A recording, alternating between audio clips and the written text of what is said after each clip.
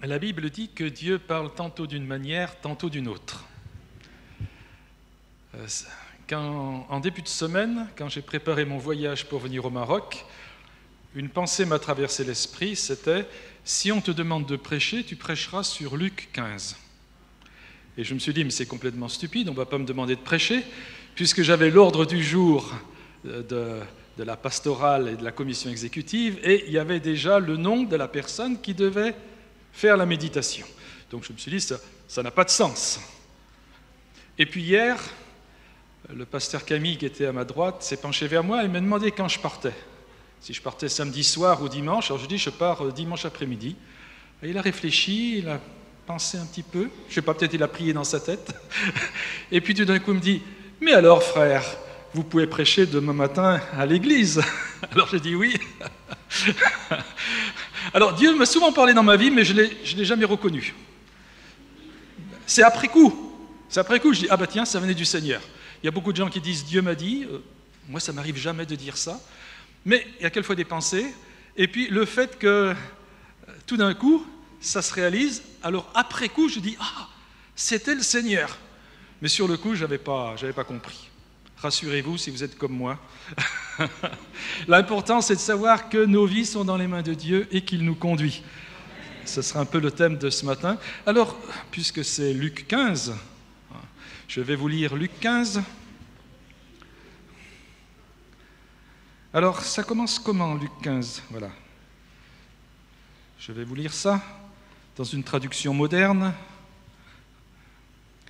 Les frères et sœurs de l'église évangélique au Maroc de Rabat s'étaient réunis pour créer le CEI et pour intervenir dans le CEI. Et alors, les pharisiens ont dit, mais ces gens, ce ne sont pas des gens qui obéissent à Dieu. Ce sont de mauvais chrétiens. Regardez, ils s'occupent de migrants et de demandeurs d'asile. Ah non, c'est pas ça ? Oh, pardon, je me suis trompé de siècle. Alors, je vais vous lire dans le texte. Les employés des impôts et les pécheurs s'approchent de Jésus pour l'écouter. Les pharisiens et les maîtres de la loi critiquent Jésus et disent « Cet homme accueille les pécheurs et il mange avec eux. » Alors Jésus leur raconte cette histoire. « Parmi vous, un homme a 100 moutons, il en perd un. Bien sûr, il va laisser les 99 moutons dans les champs et il part chercher celui qui est perdu jusqu'à ce qu'il le trouve. Quand il l'a trouvé, il est tout joyeux, il met le mouton sur ses épaules, puis il rentre chez lui. Il appelle ses amis et ses voisins et leur dit « Venez, réjouissez-vous avec moi. Oui, j'ai retrouvé mon mouton qui était perdu. Je vous le dis, c'est la même chose quand un seul pécheur change sa vie. Dieu est dans la joie. Sa joie est plus grande que pour 99 personnes justes qui n'ont pas besoin de changer leur vie. Écoutez encore, une femme a 10 pièces d'argent et elle en perd une. Bien sûr, elle va allumer une lampe et balayer la maison. Elle cherche la pièce avec soin jusqu'à ce qu'elle la trouve. Et quand elle l'a trouvée, elle appelle ses amis et ses voisines et leur dit « Venez, réjouissez-vous avec moi. Oui, j'ai retrouvé la pièce d'argent que j'avais perdue. Je vous le dis, c'est la même chose. Quand un seul pécheur change sa vie, il y a de la joie parmi les anges de Dieu. » Alors, comme on l'a vu, il y a une polémique. J'ai un peu actualisé le texte en parlant des migrants et des demandeurs d'asile. À l'époque, c'était les pharisiens qui étaient mal vus, parce que les pharisiens, c'était des collaborateurs. Ils travaillaient avec les Romains qui avaient envahi la Palestine. Et comme Jésus parlait avec ses pharisiens et ses scribes, ses maîtres de la loi, les pharisiens critiquent et disent « Cet homme accueille les pécheurs et il mange avec eux ». Autrement dit, les pharisiens disaient « Nous sommes des justes », et les autres, ce sont des pécheurs, les autres, ce sont des gens moins que rien, ce ne sont pas des gens aussi bien que nous. Alors Jésus veut leur parler. Jésus veut leur parler de l'amour de Dieu. Et comment leur parler de l'amour du Père? Cet amour qui fait que personne n'est rejeté. Dieu accepte tous les hommes, toutes les femmes qui veulent s'approcher de lui. Comment leur parler? Alors il y a deux façons de parler aux gens, soit vous donnez des explications, ça prend beaucoup de temps, et puis de toute façon, quand les gens ne veulent pas comprendre, ils n'écoutent pas vos explications. Puis un autre moyen, c'est de raconter une histoire, faire une comparaison, faire une parabole, comme faisait Jésus, et là, tout d'un coup, ça nous frappe, ça nous interpelle, et alors qu'il aurait fallu des dizaines et des centaines d'explications, une parabole en quelques mots nous fait comprendre une réalité spirituelle. L'avantage de la parabole aussi, c'est qu'elle peut avoir plusieurs sens et que donc on peut la lire à plusieurs niveaux. Mais nous allons prendre le niveau le plus simple. Donc Jésus va répondre en racontant 3 paraboles. La première, c'est un mouton qui est perdu et retrouvé. La deuxième, une pièce d'argent qui est perdue et retrouvée. Et la troisième, c'est un fils qui est perdu et retrouvé. Alors je ne sais pas si on arrivera à arriver jusqu'au fils, parce que j'ai un taxi qui va venir me chercher tout à l'heure pour m'amener à l'aéroport. Mais si on n'a pas le temps de voir la dernière parabole, de toute façon, le pasteur Camille m'a dit qu'il avait prévu de prêcher là-dessus dans 15 jours, donc il n'y aura pas d'inquiétude. Et si j'ai le temps, eh bien, Dieu aime bien la répétition parce que nous avons toujours du mal à comprendre ce qu'il veut nous dire. Donc ce sera une bonne chose. Donc prenons la première parabole. Un mouton s'est perdu. Le berger va à sa recherche. Dernièrement, je regardais sur Internet un site où il traite des prédications et les 2 personnes qui abordaient cette question disaient « Oh, c'est un mauvais berger, il a abandonné le troupeau pour partir, etc. etc. » Moi, ce n'est pas l'impression que j'ai quand je lis ça. Je n'ai pas l'impression que c'est ce que Jésus veut nous dire. Il me semble que ce que Jésus veut nous dire, c'est que l'attitude de ce berger, c'est une attitude normale. Puisqu'il dit « Lequel d'entre vous, s'il a 100 brebis et qu'il en perd une, ne laisse pas les 99 autres? Lequel d'entre vous ?» Autrement dit, c'est une évidence. Et dans la traduction que j'ai utilisée, la Bible en français fondamental, qu'on appelle Parole de vie, il est dit « Parmi vous, un homme a 100 moutons et il en perd un, bien sûr, il va laisser les 99 autres. » Autrement dit, le berger est assez tranquille pour les 99.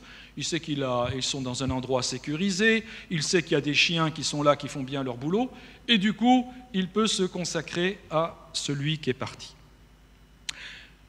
Donc, à mes yeux, ma compréhension de ce texte, c'est que Jésus nous dit que c'est une attitude tout à fait normale. Alors, nous allons actualiser le texte parce que vous et moi, nous n'avons pas de moutons. Enfin, je pense. C'est difficile à Rabat d'avoir des moutons. Hein? Pardon? Ah oui, voilà. Alors moi j'ai une maison en Ardèche, dans le sud de la France. Là je pourrais avoir des moutons. Enfin ça demande beaucoup de boulot, donc j'ai pas de moutons. Est-ce que vous êtes venu en voiture ce matin? Imaginez que tout d'un coup, où sont mes clés de voiture? Oh là là. Je crois que vous n'en avez pas pensé à bien manger, comme a dit le pasteur Camille. La prédication, que ce soit un mouton, que ce soit un fils prodigue, ça va partir de votre tête et vous allez commencer à fouiller vos poches. Où sont mes clés? Mais est-ce que je les ai fait tomber en descendant de voiture? Où est ma voiture? Oh, il faudrait que je sorte, mais j'ose pas déranger les autres. Mais j'aimerais quand même voir si je les ai pas laissés tomber à l'accueil de l'église ou peut-être dans la cour. Vous allez être sous stress. Vous n'allez pas dire « Oh Seigneur, je me confie en toi, allez, j'écoute la prédication, je vais attendre la fin du culte et tout. » Non, non, non, non, non, non, non. Qu'est-ce qui est de pire que de perdre les clés de sa voiture? Oh, vous le savez tous, même si ça ne vous vient pas à l'esprit, c'est de perdre ça. Vous pouvez vivre 15 jours loin de votre conjoint, mais vous ne pouvez pas rester une demi-heure loin de votre smartphone. Oh, c'est la vérité, non? D'ailleurs, il y a des études sociologiques qui le prouvent. Et alors, quand nous avons perdu notre téléphone, nous le cherchons partout. Qu'est-ce qui se passe quand nous le retrouvons? Un soulagement. Nous sommes des êtres de raison, mais aussi nous sommes des êtres d'émotion. Et il suffit de perdre un petit machin comme ça, là, pour que tout d'un coup, il y ait des tas de substances dans notre cerveau, dans notre corps, des hormones, de je ne sais quoi. Il y a des médecins qui savent ça, exactement comment ça se passe, quoi, hein. Mais tout d'un coup, alors que nous étions sereins, tout d'un coup, nous sommes dans un stress pas possible. Peut-être de l'adrénaline, hein, puisque c'est l'hormone du stress. Et du cortisol, pourquoi pas? Et puis j'en sais rien, les médecins vous expliqueront ça mieux que moi. Et tout d'un coup, nous sommes perturbés. Mais quand nous l'avons retrouvé, tout d'un coup, alors là, c'est l'euphorie. Nous sommes heureux. Bien, frères et sœurs, c'est exactement ce que Jésus est en train de nous dire concernant l'amour de Dieu pour nous. Quand nous sommes loin de Dieu, Dieu est sous stress quelque part, hein, c'est ce que nous dit Jésus. Et quand nous revenons au Seigneur, Dieu est dans l'euphorie, Dieu est dans la joie. Hein, c'est le berger, il dit « Allez, venez, on va faire la fête, j'ai retrouvé mon mouton. Hein » Ou la femme qui dit « J'ai retrouvé ma pièce. » Et elle est dans la joie. Donc la première chose que Dieu nous dit dans ce texte, c'est que Dieu nous aime tellement, tellement, qu'il a des émotions pour nous. Hein, il éprouve des émotions pour chacun d'entre nous. Et quand nous nous éloignons de lui, c'est comme si Dieu était sous stress. Il n'a qu'une hâte, c'est de nous chercher. Et quand nous revenons à lui, Dieu est heureux. C'est un message formidable, non, de savoir ça. Et puis, remarquez comment Jésus inverse les choses. Parce que nous avons l'habitude de dire que nous cherchons Dieu. Hein, et la Bible nous le dit, hein, si vous me cherchez de tout votre cœur, je me laisserai trouver par vous. Oui, mais la Bible nous dit aussi, et c'est ce que Jésus nous dit ici, c'est que même quand nous ne cherchons pas Dieu, lui nous cherche. Donc Jésus inverse les choses. Je trouve ça magnifique. La parole de Dieu est extraordinaire. L'évangile, c'est révolutionnaire. Jésus nous dit, Dieu est à la recherche de chacun d'entre nous. Alors il nous a cherchés et il nous a trouvés la première fois, c'était notre conversion. Peut-être certains ce matin sont là pour la première fois, n'ont jamais rencontré le Seigneur, et c'est peut-être l'occasion pour vous ce matin de le rencontrer. Vous cherchez Dieu et vous ne saviez pas que Dieu vous cherchait aussi. Alors là, la rencontre va se faire. Hein. Et puis, peut-être nous le connaissons déjà depuis des années, mais dans notre vie, il y a des moments où nous nous éloignons de lui, il y a des moments où nous ne sommes pas fidèles, et sans arrêt, le Seigneur nous cherche, et sans arrêt, nous pouvons être comme ce mouton que le Seigneur trouve, et il nous ramène à lui. Alors voilà, c'était pour les deux premières paraboles. Oh, je crois que je vais pouvoir aborder la dernière. Eh bien, c'est la même chose. Il y a un fils qui est perdu et qui va être retrouvé. Oui, mais il va y avoir des nuances. Alors d'abord, ce fils, on va dire qu'être riche, ça ne s'improvise pas. Hein. Quand il a demandé la part et qu'il part avec ses millions, il est tout heureux. Mais ce qu'on a remarqué, c'est que les gens qui gagnent de grandes sommes aux jeux de hasard, vous savez, l'euro-million, la loterie nationale, etc., eh bien, parce qu'ils n'ont pas l'habitude d'être riches, ils dilapident tout en peu de temps. Et il est arrivé des choses dramatiques où des gens perdaient tout en l'espace de quelques années et se retrouvaient aussi pauvres qu'avant.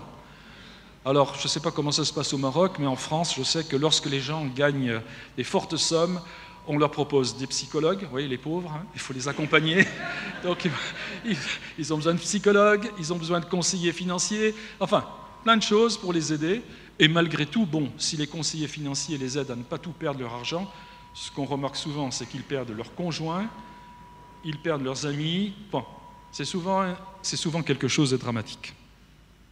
Bon, eh bien, le fils prodigue, c'est comme ça. Il n'avait pas gagné l'euro-million, mais il avait gagné la moitié de la fortune de son père, donc il est heureux. Et comme il ne sait pas gérer, il dilapide tout. Et il se trouve dans une grande détresse. Même en tant que chrétien, quelquefois, nous pouvons nous trouver dans des situations catastrophiques. Même en tant que chrétien, nous pouvons nous trouver dans des situations de détresse. Bon, j'étais pasteur pendant des années et j'ai vu des situations dramatiques chez des frères, chez des sœurs.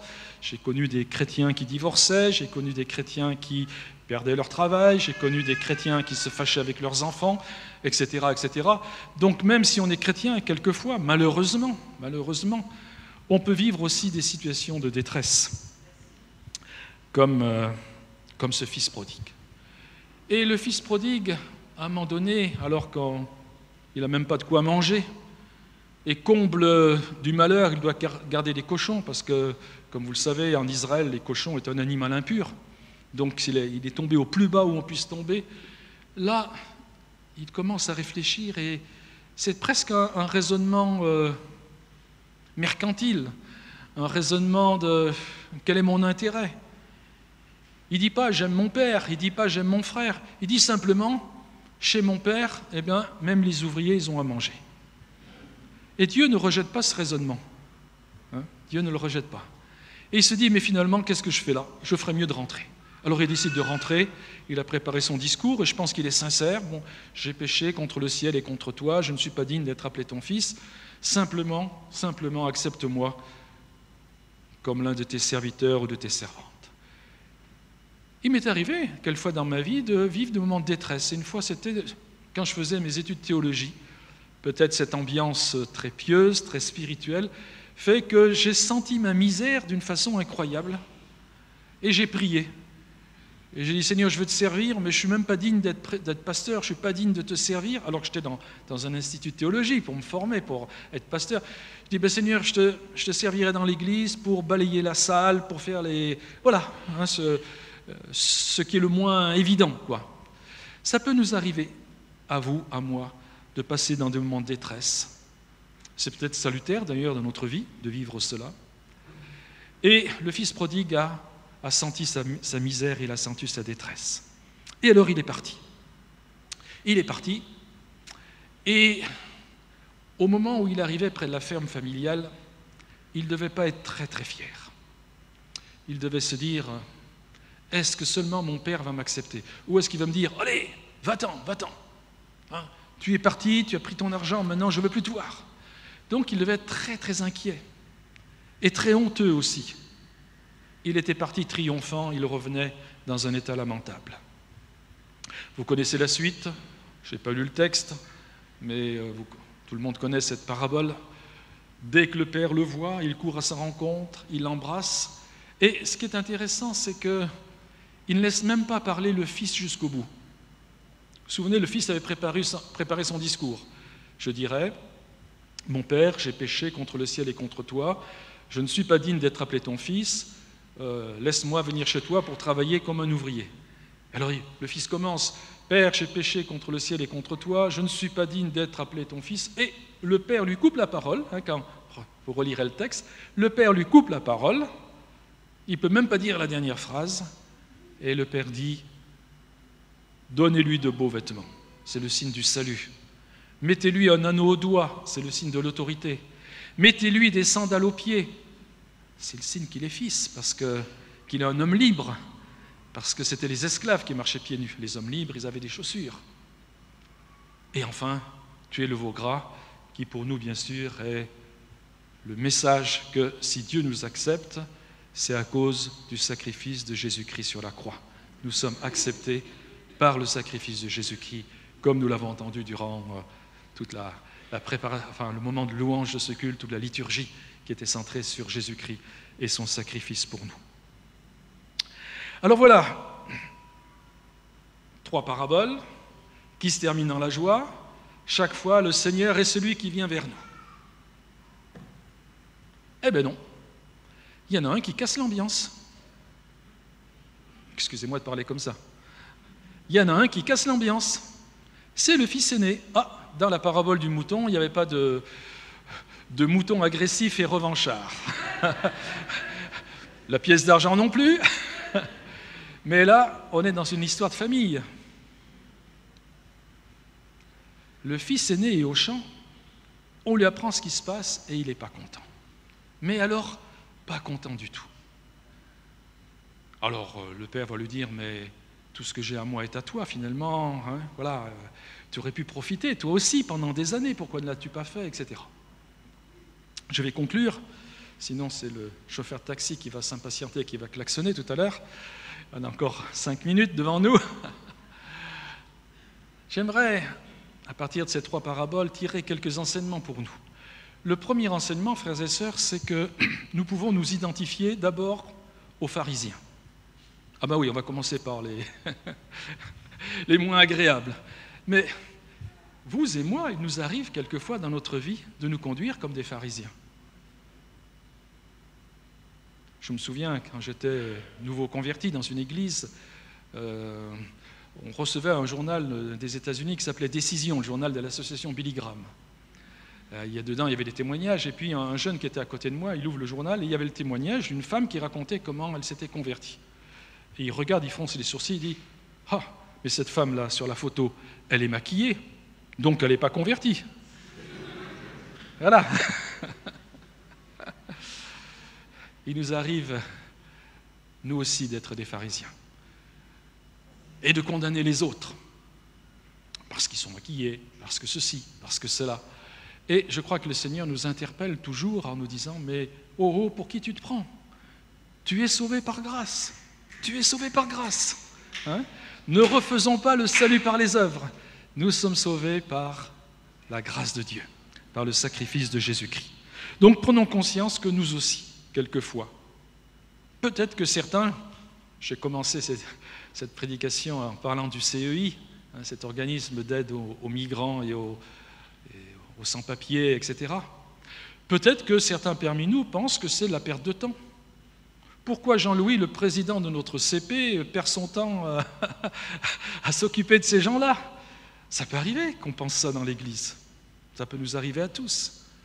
Et là, peut-être le Seigneur nous dit « Oh, je les aime autant que toi. Hein » Et ils ont encore plus besoin de mon amour parce qu'ils sont dans une situation de détresse beaucoup plus grande que la tienne. Hein. Voilà. Donc voilà.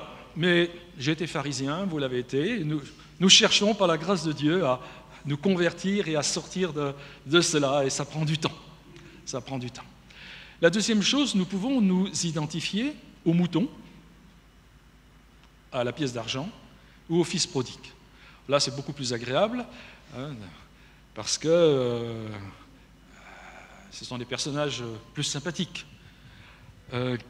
Comme j'ai dit tout à l'heure, quelquefois, nous pouvons passer dans des moments de détresse dans notre vie chrétienne sans qu'il y ait forcément du péché dans notre vie, ou quelquefois, nous pouvons avoir péché, nous pouvons avoir fait de mauvais choix, et nous nous sentons dans une grande détresse. Eh bien, comme le fils prodigue, relevons-nous, prenons la décision de dire « Je veux revenir à mon Père, je veux revenir vers lui, et maintenant je sais qu'il m'accueillera, puisque Jésus me dit qu'il m'accueillera. » Donc, allons-y, prenons la route et revenons vers lui. Nous pouvons faire nôtre la parole que le Père donne au Fils aîné. Tout ce qui est à moi est à toi. Et je crois que c'est ce que le Seigneur nous dit ce matin, tout ce qui est à moi est à toi. Autrement dit, le Seigneur nous offre une communion parfaite avec lui. Nous sommes aimés par le Père et il nous offre une communion parfaite. Je voyage beaucoup et je vais encore voyager davantage puisque le pasteur Camille a rappelé que je viens d'être nommé président de cette communion des églises francophones dans le monde.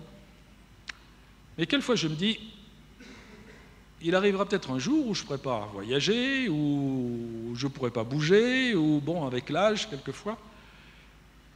Et alors, quelque chose devient lumineux dans ma vie, c'est de savoir que même si je ne pouvais pas voyager, même si je ne pouvais pas même sortir de chez moi, il y a quelque chose qu'on ne peut pas m'enlever, et même que la vieillesse, l'âge et tout ne peut pas enlever, c'est la relation avec Dieu. C'est de pouvoir simplement fermer les yeux ou les garder ouverts et dire « Seigneur, je suis en ta présence ». Personne ne peut vous enlever ça, frères et sœurs. Que vous soyez dans la persécution, que vous soyez dans l'oppression, que vous soyez dans la joie, que vous soyez dans la peine, que vous soyez dans n'importe quelle situation, personne ne peut vous enlever cette communion avec Dieu. Je suis en communion avec toi, Seigneur. Ton esprit est en moi. J'ouvre les yeux et je dis « Seigneur, je t'adore. Tu es merveilleux. » Et je te loue. Simplement ça. Tout ce qui est à moi est à toi. Nous sommes privilégiés parce que le Seigneur est en nous par son esprit et nous sommes en lui. Et la toute dernière pensée, je ne sais pas si vous l'avez remarqué, mais cette dernière parabole, c'est une histoire sans fin. Parce que nous ne savons pas ce que va faire le Fils aîné. Et oui. Et c'est comme si le Seigneur nous disait à nous, eh bien, c'est en toi d'inventer la suite. Soit tu veux rester, oh, je ne suis pas d'accord, je reste dans mon coin, je reste dans ma colère, je reste dans ma rancune. Ou alors, ah ben Seigneur, je viens de découvrir quelque chose de nouveau dans ton amour. Donc je veux m'ouvrir à cela. Je veux accueillir mon frère, même si je ne suis pas content contre lui, ben je veux l'accueillir parce que c'est mon frère. Et je veux m'ouvrir à cet amour que le Père a pour moi. Donc c'est peut-être toujours ce qui se passe avec Dieu, c'est qu'il nous cherche. Quand nous venons vers lui, il court à notre rencontre comme le Père, mais il nous laisse toujours cette liberté, que vous l'avez, je laisse cette liberté, de dire oui ou de dire non. Bien sûr, son intention, son vœu, c'est toujours que nous lui disions oui. Oui Seigneur, je veux venir. Oui Seigneur, je veux t'accepter. Oui Seigneur, je veux m'ouvrir aux autres, à mes frères et sœurs. Oui Seigneur, je veux m'ouvrir à ton amour. Remplis-moi de ton amour, comme tu m'as aimé. Amen. Calvin, let's go.